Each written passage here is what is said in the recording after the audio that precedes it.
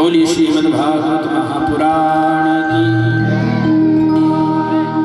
व्यास जी महाराज की, रामदेव भगवान की, सद्गुरुदेव की, संत श्री सेवालाल जी महाराज की, संत श्री दगाजी महाराज की, अम्बे मातु की।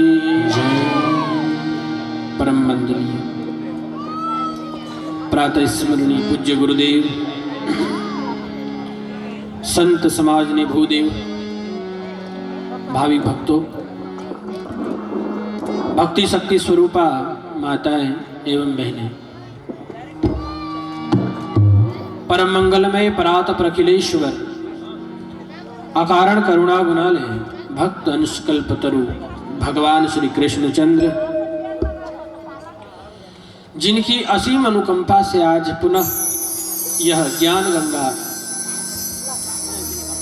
दूसरे दिवस के इस पावन सत्र में प्रवेश कर रही है।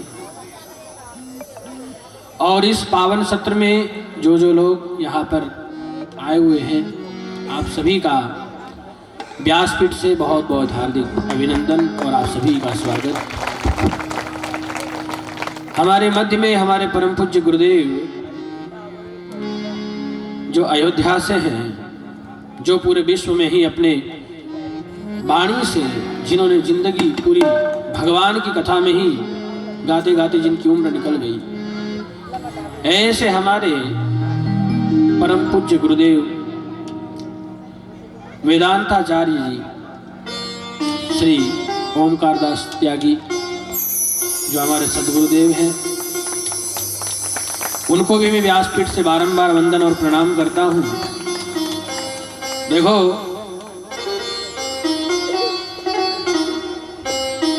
हाथी दंत बिना, हाथी दंत बिना, नारी पुरुष बिना, वैसे पुरुष हरि नाम बिना। जैसे हाथी का दांत नहीं हो तो हाथी की कोई शोभा नहीं होती है, चांदनी नहीं तो चंदा की कोई शोभा नहीं होती है, धरती के बिना आकाश सुना होता है, आत्मा के बिना ये शरीर सुना होता है। ऐसे ही जीवन में गुरु नहीं तो शिष्य की जिंदगी कोई काम की नहीं सुनी होती है। इसलिए सदगुरु का होना बहुत जरूरी है जीवन में। शिक्षा और दीक्षा बहुत ज्यादा आवश्यकता है आज के इस मॉडल जमाने में। लोग पढ़ लिख करके इतने पागल हो चुके हैं, इतने मॉडल हो चुके हैं कि अब उन्हें गुरु क्या है, शिक्षा क्या है, संस्कार क्या है, धर्म क्या है, भगवान के चरित्र क्या है, इससे कोई मतलब नहीं रहा है।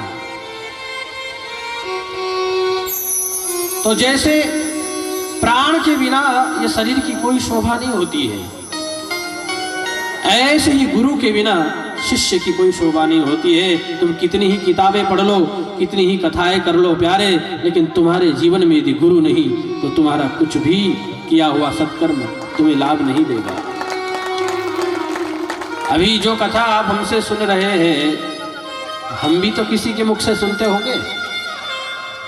जो कथा हम आपको सुना रहे हैं, जितने प्रेम से आप यहाँ बैठ करके सुन रही हो माता हो, हम भी तो किसी से कथा सीखे होंगे, सुन रहे होंगे। वो कौन है? वो है हमारे सदगुरुदेव, जिनके मुखारविंद से ज्ञान गंगा हमने थोड़ा सा पाया है, वही आपको हम बांट रहे हैं।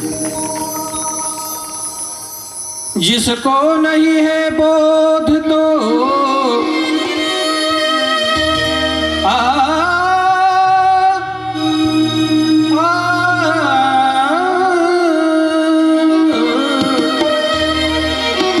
जिसको नहीं है बोध तो गुरु ज्ञान क्या करे, और निज रूप को जाना नहीं तो पुराण क्या करे। अपने स्वरूप का जब तक तुम्हें भान नहीं रहेगा, तब तक तुम्हारा सब कुछ व्यर्थ है। यूं समझ लो, थोड़ी देर के लिए राख में हवन करके समय बर्बाद कर रहे हो। मेरे भाई, भगवान की ये जो भागवत कथा है ना, यह तो तब समझ में आएगी जब आपके ऊपर गुरु की कृपा होगी। इसलिए गुरु बिन मार्ग को न बतावे, करियो को न उपाय, और बिना गुरु के माला फेरे तो जन्म अकारत जाय। बगैर गुरु के कितनी ही माला सटका लो, कितने ही हवन यज्ञ कर लो, व्यर्थ हो जाएगा। मनुष्य के 4 गुरु होते हैं। सबसे पहला गुरु होती है मां, पिता, और एक गुरु होता है जो हमको पढ़ना लिखना सिखाते हैं, और एक भगवान तक पहुंचाने वाले गुरु होते हैं। वह कौन है? वही ये हमारे सतगुरुदेव है, जिन्होंने हमको आज थोड़ा सा उनकी कृपा से आशीर्वाद मिला और आज हम आपको बता रहे हैं।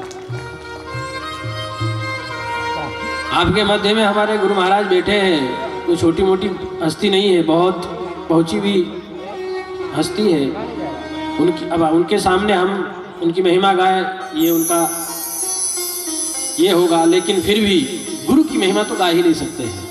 इसलिए मैं आप लोगों से यही निवेदन करूंगा, मेरे सुप्रीम कॉलोनी के सभी भाई, सभी माताएं, बहनें, बहुएं, बेटी, सब अपने माँ बाप की सेवा करो। जितना भी हो सके माँ की सेवा करो, सास की सेवा करो। क्यों? क्योंकि अगर तुमने अपनी सास की, अपनी माँ की, अपने पिता की, अपने ससुर की सेवा कर ली ना, तो आपको शायद मंदिर में अगरबत्ती भी लगाने की जरूरत नहीं पड़ेगी। आप सिर्फ सेवा करके देखिए तो। होता यह है कि हम दुनिया भर के मंदिर मस्जिद भटकते रहते हैं, और घर में जो बेचारे बूढ़े माँ बाप, बूढ़े सास ससुर बैठे हैं, एक गिलास पानी भी हमको नहीं दे पाते। हा? और भगवान को दुनिया भर का लोटा भर के जल चढ़ा रहे हो, 2-2, 4-4 लीटर दूध चढ़ा रहे हो, और इधर बेचारे एक गिलास पानी के लिए माँ बुढ़ापे में तरस रही है, और तुम जो है मस्त अपनी पूजा पाठ में लगे हो। दिल से कहना, क्या ये भक्ति आपको लागू होगी? हा? कभी लागू नहीं हो। वो जो जल आप चढ़ा रहे हो भगवान तक पहुंचेगा क्या? कभी नहीं। क्यों? क्योंकि एक बूढ़ी माँ, बूढ़ी सास घर में पानी के लिए तड़प रही है। भगवान तो वहां है, भगवान मंदिर में बाद में है। इसलिए जीते जी उस परमात्मा को अपनी सास में, अपनी माँ में, अपने पिता में देखने की कोशिश करो। भगवान तुमको मंदिर में भी नहीं बुलाएगा, घर में ही मिल जाएगा। इसलिए माँ बाप की सेवा करो, क्योंकि माँ प्रथम गुरु, पिता दूसरा गुरु, और तीसरा पढ़ा लिखाने वाला गुरु। इसलिए आजकल के बहू बेटा सब विदेश में नौकरी कर रहे हैं, विदेश में जॉब कर रहे हैं। आजकल की शादी ब्याह का रिवाज आपने देखा होगा, लड़कियों को जॉब वाला लड़का चाहिए, हमको तो भैया नौकरी वाला चाहिए जो जॉब कर रहा हो। क्यों चाहिए? धंधा बिजनेस वाला बेटा नहीं चाहिए उन्हें, जॉब वाला लड़का चाहिए। क्यों?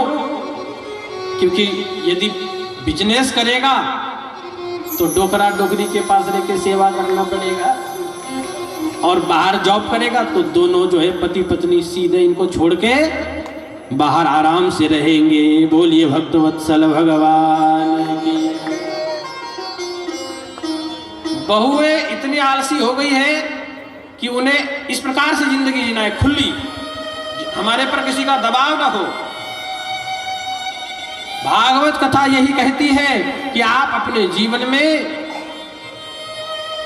कितना भी पैसा कमा लो, कमाना बुरी बात नहीं है, लेकिन ये जो कुछ तुम कर रहे हो ना, ये औलाद के लिए ही तो कर रहे हो। और वही औलाद जब तुम्हें बुढ़ापे में यदि साथ नहीं दे रही है, तो आप औलाद जन्म देकर के भी कोई फायदा नहीं, आपका व्यर्थ चला गया। अगर आप दोनों ही घर में पड़े हो डोकरा डोकरी, और बच्चे सब विदेश में पड़े, तो तुम्हारी जिंदगी क्या काम की? पड़ोस का बेटा तुमको पानी पिला रहा है,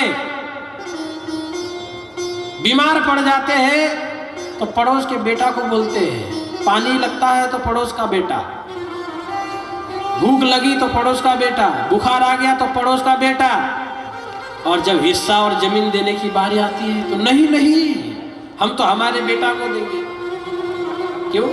जमीन जायदाद पड़ोस को ही दे दो ना। ये बेईमानी है सरासर। इसलिए अपने माँ बाप की सेवा करो प्यारे। यही भागवत कथा कहती है। अपने जीवन में गुरु तत्व को भी देखो और माता पिता को भी देखो, सास ससुर को भी देखो।